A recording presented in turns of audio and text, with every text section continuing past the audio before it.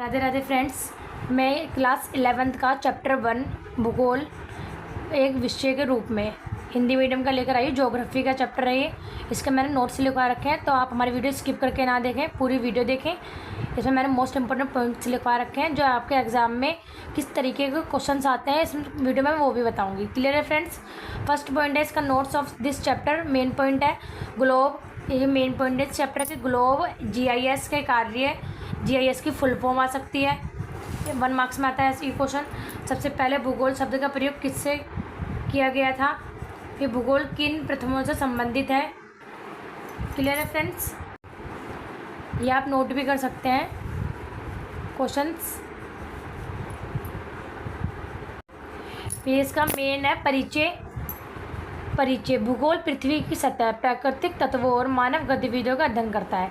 इसका परिचय में मतलब इसका मेन पॉइंट क्या है? भूगोल क्या है? जो पृथ्वी की सतह और जो पृथ्वी में होने वाली गतिविधियां हैं वो सब हमें बताता है, उसको बोलते हैं भूगोल। ये आता है इसका परिचय में। फिर यह ना तो केवल प्राकृतिक विज्ञान है ना केवल सामाजिक विज्ञान, बल्कि दोनों का मेल है। मतलब भूगोल में ना प्राकृतिक विज्ञान है ना केवल सामाजिक विज्ञान। इसका नेक्स्ट पॉइंट है, यह ना तो केवल प्राकृतिक विज्ञान है ना केवल सामाजिक विज्ञान, बल्कि दोनों का मेल है।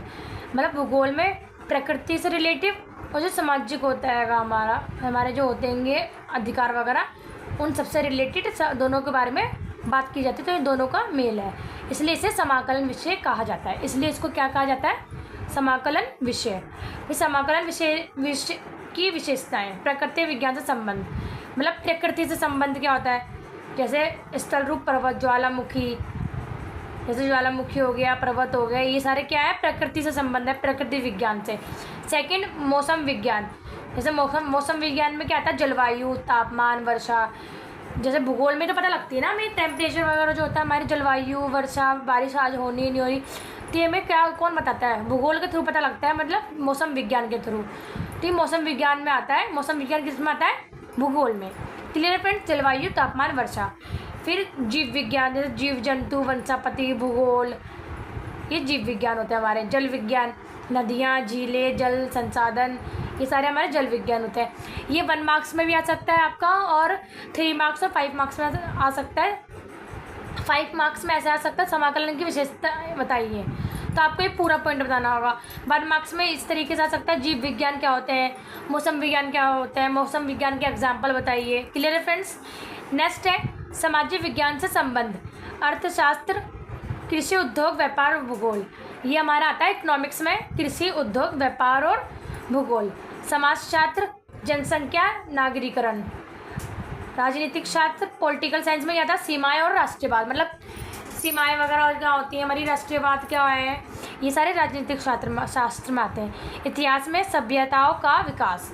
जो सभ्यता होती है हमारी, जो इतिहास हिस्ट्री होती है, जैसे लाल किला किसने बनाया और ये ताजमहल किसने बनाया, इस तरीके से जो होती है सभ्यता हिस्ट्री होती है हमारी, उसमें वो आता है इतिहास में सभ्यताओं का विकास। फिर नेक्स्ट पॉइंट है मानव प्रकृति से संबंध। भूगोल मानव और पर्यावरण के बीच के परस्पर संबंधों का अध्ययन करता है। जो भूगोल होता है वो पर्यावरण और जो मानव होते हैं उन दोनों के बीच का जो संबंध होता है उनके बारे में बताता है। क्लियर है फ्रेंड्स? एग्जाम्पल, जलवायु परिवर्तन, जैसे टेम्परेचर में परिवर्तन होता है, संसाधनों का दोहन, जैसे मान लो पोल्यूशन फैल रहा है, एयर पोल्यूशन फैल रहा है, कि संसाधनों, जैसे हम नदी वगैरह में प्लास्टिक पॉलीथीन वगैरह डाल देते तो उससे क्या होता है? नदी दूषित हो जाती है। तो संसाधनों का क्या हो रहा है? ये दोहन हो रहा है। और पर्यावरण प्रदूषण, जब पर्यावरण में प्रदूषण फैल रहा है। क्लियर है फ्रेंड्स? तो ये आ गया हमारा मानव प्रकृति से संबंध। ये मानव से संबंध है, जो मानव प्रकृति में प्रकृति के थ्रू उसमें चीज़ें फैला रहा है, जलवायु परिवर्तन, संसाधनों का दोहन, पर्यावरण प्रदूषण। क्लियर है फ्रेंड्स? नेक्स्ट, अन्य विषयों के अंत संबंध। मैथ, मानचित्र, संख्यक आंकड़े। ज्योग्राफी में क्या आता है? ताप, दाब, पवन चक्र।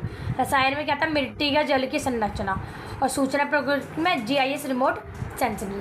GIS रिमोट वो होता है जो हमारी सारी आसपास की सूचनाएं मतलब इकट्ठा करता है और वो हमें आगे प्रोसेस करता है, मतलब प्रोसेसिंग पर डालता है सूचनाएं जो हमारे थ्रू हमारे तक पहुंचती है, वो होता है GIS। निष्कर्ष, भूगोल प्राकृतिक और सामाजिक दोनों ही विज्ञानों को जोड़ता है। मतलब भूगोल क्या करता है, जो प्रकृति और सामाजिक दोनों ही विज्ञानों को जोड़ता है। यह मानव और पर्यावरण के बीच का कार्य करता है। ये मानव और पर्यावरण के बीच का जो एक मतलब ब्रिज होता है ना, वो उस तरीके का कार्य करता है।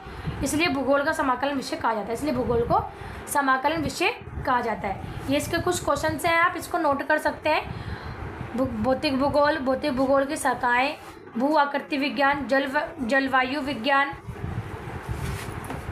महासागर विज्ञान। महासागर विज्ञान में क्या था, महासागर, ज्वाराभाटा, धाराएं, समुद्र तल की संरचना। जल विज्ञान, जीव विज्ञान, रसायन विज्ञान, भौतिकी, फिजिक्स मतलब मैथमेटिक्स। ये इसके इम्पोर्टेंस ऑफ फिजिकल ज्योग्राफी के नोट्स हैं। इस तरीके के नोट्स हैं, आप लिख सकते हो। मैंने आपको नोट्स के थ्रू भी बता रखा है एंड क्वेश्चन आंसर के थ्रू भी है। ये रहा, ये इसके नोट्स हैं, ये इसके क्वेश्चंस हैं, आप नोट कर लीजिए अपनी नोटबुक में अगर आप करना चाहते हो। मोस्ट इंपॉर्टेंट क्वेश्चंस हैं। मैं अभी नेक्स्ट वीडियो भी डालूंगी, उस नेक्स्ट वीडियो में मैं MCQ के डालूंगी इस चैप्टर से रिलेटेड, जो MCQ क्वेश्चंस होते हैं जो हमारे एग्जाम में 1 मार्क्स के आते हैं।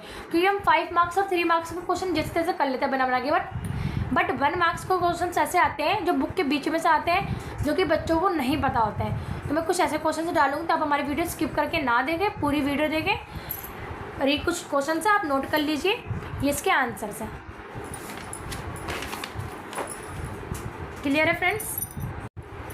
ये भूगोल का मैथ, भूगोल का समाकलन विषय क्यों कहा जाता है, ये इसका आगे मैंने क्वेश्चन बताए थे, ये इसके क्वेश्चन के आंसर्स हैं।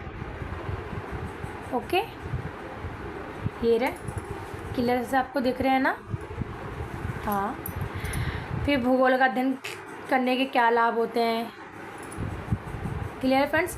अगर आपको शॉर्ट वीडियो में चाहिए इसके नोट्स, तो मैं शॉर्ट वीडियो में भी डाल दूँगी। आप कमेंट करके बता सकते हैं कि हमें शॉर्ट्स वीडियो में चाहिए। और मैं अभी अपने चैनल पर क्लास 9, 10, 11 के ऐसे बहुत से नोट्स डालूँगी जो मैं NCERT बुक में से बनाती हूँ। तो कृपया करके आप हमारे चैनल को सब्सक्राइब कीजिए एंड बेल आइकन का बटन दबाना ना भूलें। और अगर आपको हमारी वीडियो पसंद आ रही है, हमारी वीडियो को लाइक कीजिए, शेयर कीजिए, सब्सक्राइब कीजिए। Thank you so much friends. Radhe Radhe. आपका दिन शुभ हो और आप हमारे सपोर्ट कीजिए 500 के होने में। Thank you so much friends.